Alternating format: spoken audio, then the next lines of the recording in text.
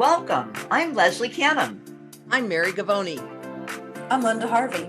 I'm Olivia Wan, and together we are the Compliance Divas. Hello, my name is Leslie Canham, and welcome to this podcast of the Compliance Divas. Today, we're going to be talking about faulty exam gloves and other PPE. You know, it's been a long time that we've been dealing with this pandemic, and there's been so many changes that have occurred over the last couple of years. The demand and the prices for exam gloves, disposable gowns, and N95 respirators skyrocketed, and dental suppliers experienced what was called supply chain issues, which sent dental professionals scrambling to find enough PPE and many times searching for PPE online. Unfortunately, we had unscrupulous companies that sold substandard PPE, even dirty, used, bloodstained gloves. So today, the Divas are going to discuss faulty PPE and how to avoid being a victim of PPE scams. It was an investigation that was actually posted by CNN News about tens of millions of counterfeit and second-rate nitrile gloves that reached the United States that actually caught my attention. And despite the potential risks to frontline healthcare workers, the authorities in the United States really struggled to get a handle on illicit trade, partly because import regulations for protective glove or medical equipment were temporarily suspended during the height of the pandemic. There was a company that was called Air Queen who spent $2.7 million on nitrile gloves from another company called Patty the Room. When the shipments actually arrived, many of the gloves were bad or poor quality, soiled, and even secondhand. And one of the latest shipments that had been received in 2021 was actually seized by the federal authorities who were conducting investigations at that time for Patty the Room. So the flow of substandard gloves into the United States was actually made easier again by FDA's temporarily suspending import regulations during the height of the pandemic. FDA actually told CNN News that they were only allowed to import under relaxed rules just as long as the gloves conformed to the consensus standards and labeling cited in the guidance where gloves do not create an undue risk. Well, as we know, that ended up filtering down to dental professionals. I heard that many dental professionals received gloves that were substandard. So what I'd like to do is ask Mary to help us understand a little bit about the glove shortage. If you could give us an idea about manufacturing and whatever happened with the supply chain issue, and any ideas on how long you think that might last. Mary? Absolutely. Thank you, Leslie. As most people may know or may have heard, most of the medical gloves that we use are manufactured in Asia, in Malaysia in particular. And so that alone creates a supply chain issue because, of course, they have to be shipped here and to other countries, and that can take some time. And we all know there have been lots of issues with that. There are a few manufacturers of gloves in the US, but it's not widespread. So we're pretty reliant on these other countries for the glove manufacturing. And in the shortage that we saw, especially at the beginning of the pandemic, where not only the healthcare workers were wearing gloves, but other private individuals were wearing gloves too. You would see sometimes people in the grocery store with a mask and gloves on. That just created more and more and more shortage. And as we looked at, as Leslie said, import issues and those types of things, it created a situation where our dental supply companies and medical supply companies actually had to ration some of the quantities of gloves that were shipped to practices.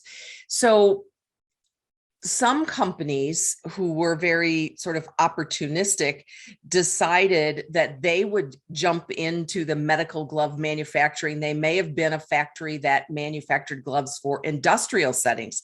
So the manufacturing process is similar, but it has to be, for medical supplies, has to be done under clean conditions.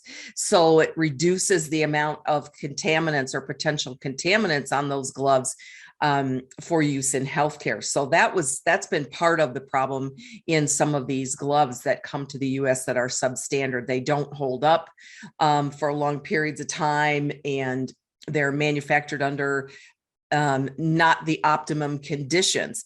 So when dental practices and other healthcare providers were really and still are challenged in some cases, are rationed by their dental supply company, they're looking to other sources for securing or procuring gloves for their practice, and they don't know what they're going to be getting if they buy them online from an online supplier they're not familiar with. They have no idea what they're getting, whereas the trusted sources, our dental supply companies, are vetting those manufacturers, and they're making sure that they meet the FDA standards for appropriate PPE for use in healthcare. So how long this is going to last is a good question. It seemed to ease up a little bit over this past summer, but now with the variants ramping up again, we may see shortages again. We just don't know. I would guess that we're going to be restricted until the pandemic is perhaps over. And many folks are of course dealing with the cost of gloves, which has increased exponentially in some cases, which then invites the temptation to reuse gloves, which we should not do. That's very hazardous to us as healthcare workers. So the biggest question is, how do you know if your gloves that you're purchasing are not fraudulent or counterfeit, or they're manufactured according to good manufacturing processes? And there's two resources that you can go to. One is the Food and Drug Administration, and we will provide the link in the resources section on the Compliance Divas website.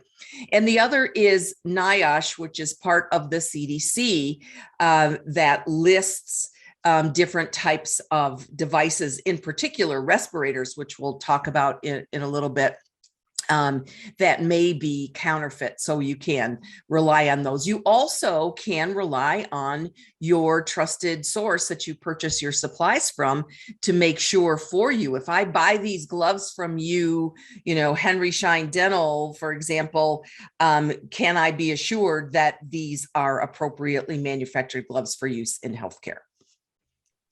Mary, you bring up some very good points. And you didn't even think of the fact that we have people that really have no business wearing medical exam gloves, wearing them early on in the pandemic. And I remember seeing in the supermarket, there'd be in the parking lot, there'd be gloves on just thrown on the ground, and people would wear them to buy groceries. And the funny thing about that is that people would wear their gloves and then touch all sorts of things, and then, touch their food and touch their money and touch their cell phone and touch their face.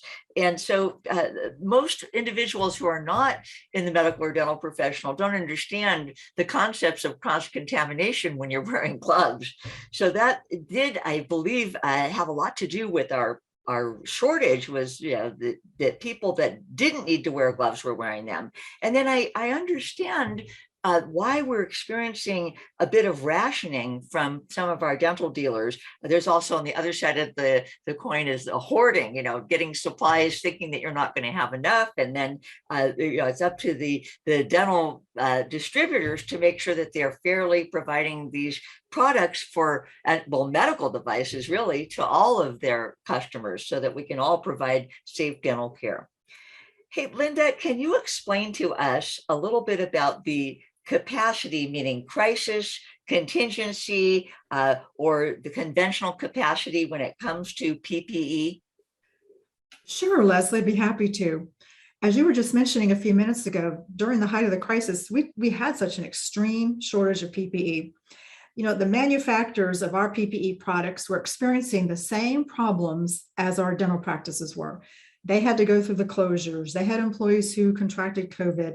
They had to figure out how to do social distancing in a manufacturing plant. And they had supply shortages of their raw materials. So it was one long cascade across the globe, as we know. So we all became familiar with some strategies that the CDC informed us about, and that was how we could, kind of extend the lifetime of our PPE, make it last longer than it should have, and that was called optimizing our PPE. And there were three categories. There's conventional, contingency, and crisis. And I think of conventional as BC, and that is the before COVID days. Those were the days when we could order on demand. We didn't think about how much we had on stock because we knew we could order any day, anytime. And if we wanted to pay the extra shipping, we could have it there probably the next day. And now we're lucky if we get it the next couple of weeks, and we don't know how many boxes we'll be able to obtain. So hopefully one day we'll make it back in that direction. But let's jump right over to the crisis stage. That's the third stage. And that's exactly where we went last year. As you and Mary were discussing, there were so many other businesses and individuals across the globe wearing PPE that never wore gloves before. So we had this extreme shortage.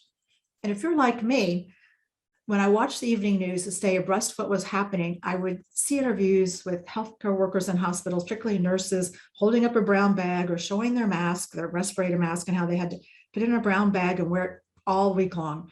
And I didn't grasp that concept at first. That was so foreign to how our lives had been before COVID. So what we found was during this crisis capacity, that's what it was. The CDC allowed us to extend the use, meaning that we could wear our PPE for more than one patient. Never gloves. Gloves were not approved for that, but certainly the masks were approved and gowns, disposable gowns. So contingency is the middle level, and that is where the supplies have leveled out a little bit. They're not ideal, but it's improved. And we're in that stage right now. There's still limits to what everybody can buy, but it seems to be pretty consistent that you're able to get what you need on a weekly or biweekly basis, depending on how you order. You may not get the color of gloves and the brand of gloves or the color mask that you want, but you're able to have some supplies. And I'm finding that the offices that we work with are able to just continue buying whatever that amount is that they're allotted every week. And even if they don't use it all, they have a little bit of supply for a little bit of breathing room. We're not talking about hoarding, but we're just talking about a little bit of a buffer, so if they can't get something for 1 week or 2 weeks, that they don't feel like they're in a crisis. And our listeners may recall, Leslie, that the Food and Drug Administration stepped up to the plate and they granted what was called an emergency use authorization to use what's called non-NIOSH approved disposable respirators and decontamination systems. And NIOSH refers to, as Mary said, it's under the CDC. It stands for the National Institute of Occupational Safety and Health, and that is the agency that tests N95 respirators to be sure that they meet the criteria for safety that they're supposed to, meaning that they filter 95% particulates and all the other factors of an N95 respirator mask.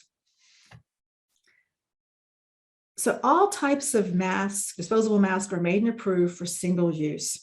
And so what happens here is that when we're having to use PPE for more than one time, especially masks and of course never gloves, and just even as Mary was mentioning, it's hazardous to the healthcare worker.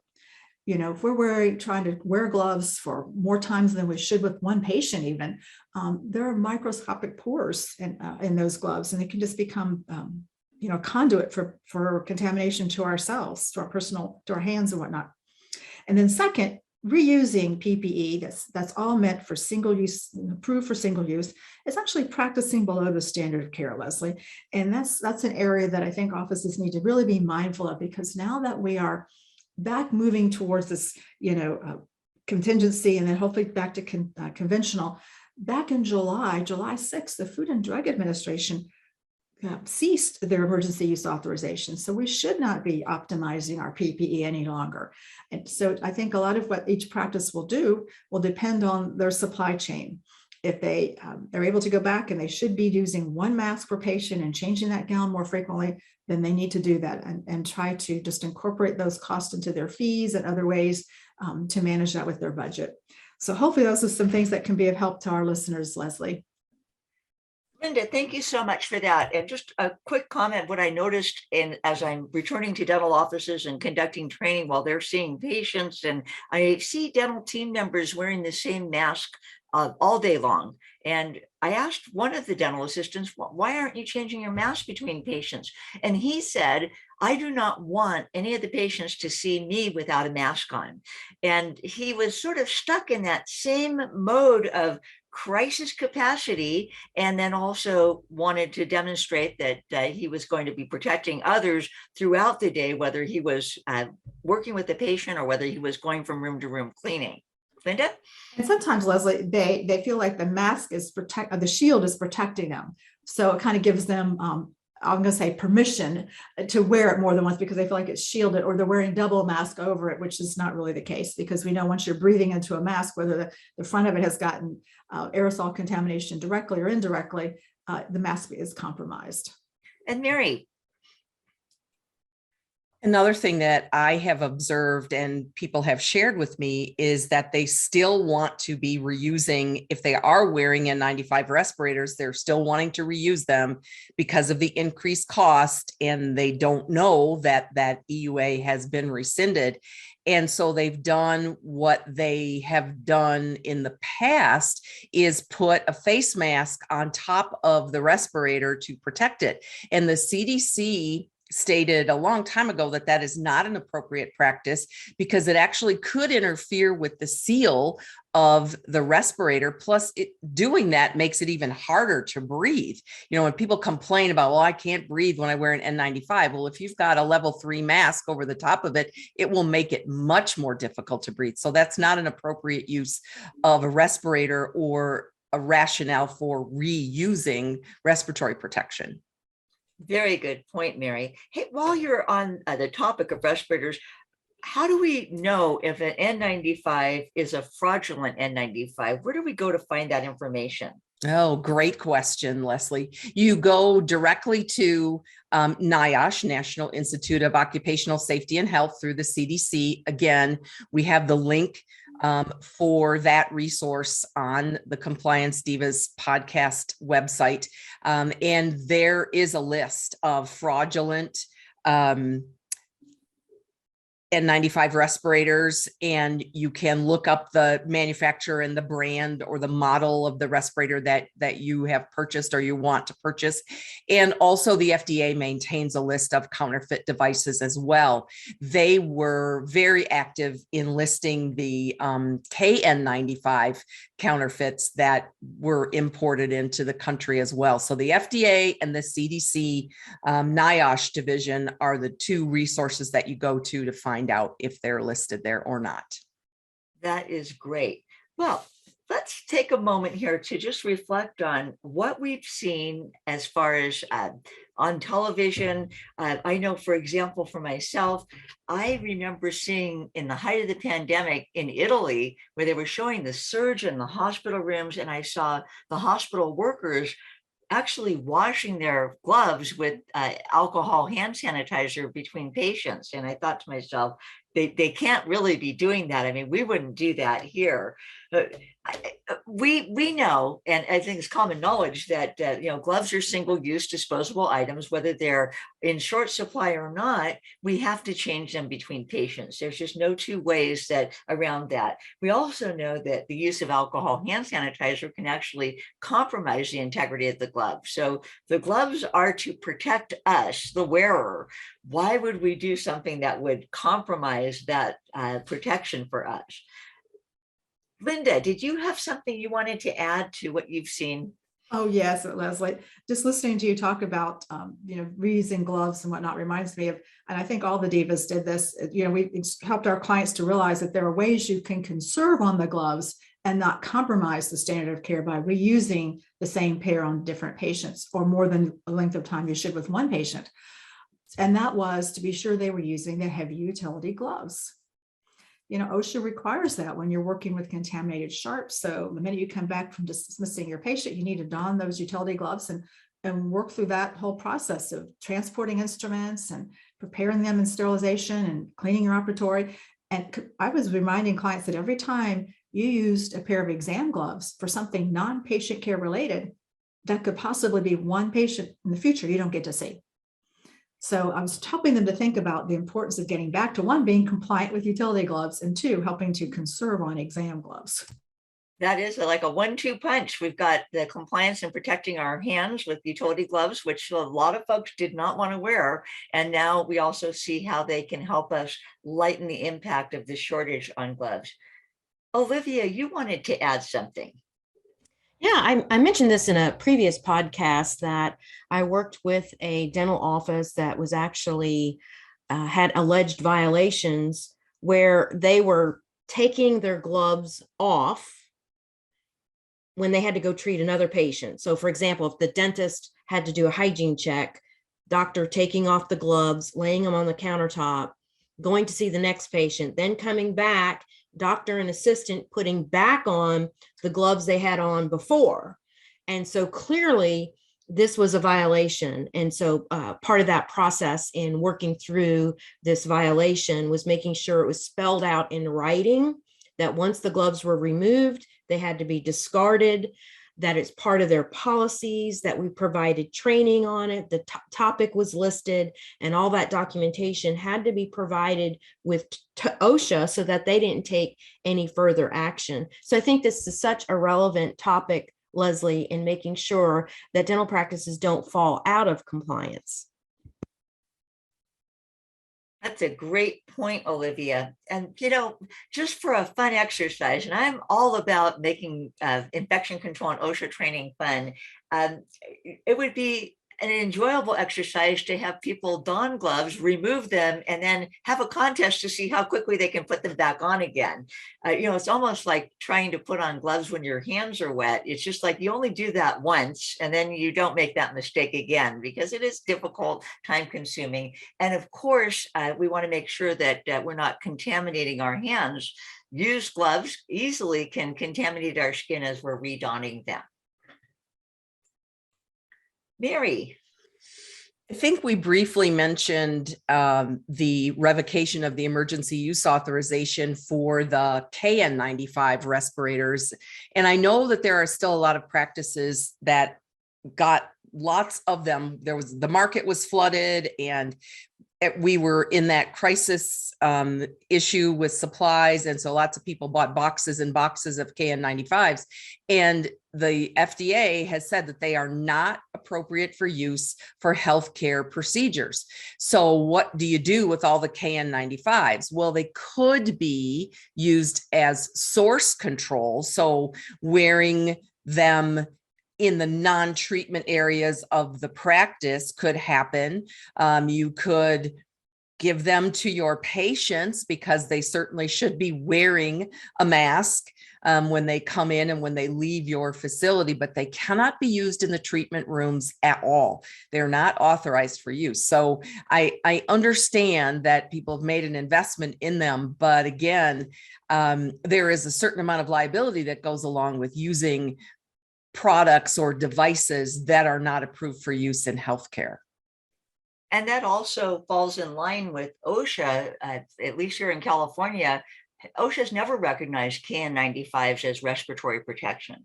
I like using a KN95 when I go out in public, and as we're going through and experiencing this Omicron surge, and we're seeing more transmissibility, more infectiousness, I'm being extra careful when I have to be in public settings or when I have to travel. So I'm grateful for any KN95s that I can get my hands on, but I don't use them in an occupational manner. I use them, as you said, like source control, and then of course protection for myself.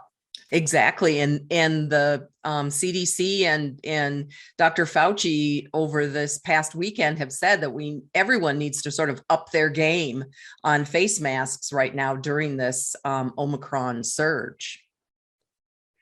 That is absolutely what I am hearing as well. And I hope this doesn't create another shortage for healthcare providers. I know that in our first go round in 2020, we did see the shortage, but I understand today we have more of the US manufacturers on our soil actually producing these N95s as opposed to relying on other countries to get them to us. So we have them here, we're getting them quicker. Their priority has been switched from construction grade N95s to medical grade N95s. So I don't think we're going to be seeing a shortage. Again, it may not be the price we want to pay for N95s, but we will be able to get them. Well, I just had a couple more points that I wanted to touch on for our listeners, just to be careful to, when you are purchasing these products online or not going to a dealer, there's a few points to be aware of. Your dental dealer is going to provide you with medical devices and with supplies that their reputation relies on. So if you were to receive faulty gloves or faulty PPE, your dental dealer would most certainly make it right with you.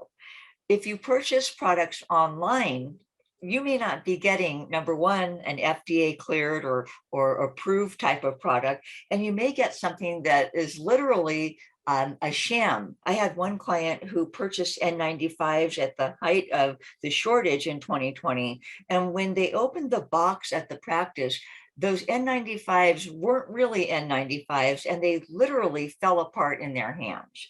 So we want to be most aware of some of the practices of people trying to just scam us as healthcare providers. We don't want to panic. We want to trust our dental dealers, and we want to make sure that we make wise purchases. With that, I believe we have covered faulty PPE and have gone through a little bit of warning. It's really buyer beware, and again, make sure that you are not running in panic mode when it comes to PPE. This brings us to a close of another podcast from the Compliance Divas, where we bring clarity and simplicity to compliance by navigating the regulatory compliance environment to keep you on course. And we always encourage our listeners to submit questions to support@thecompliancedivas.com. The resources that we mentioned during this podcast today will be on the Compliance Divas website, and we encourage you to subscribe to the Compliance Divas podcast. Again, just go to www.thecompliancedivas.com. And with that, I bring this podcast to a close.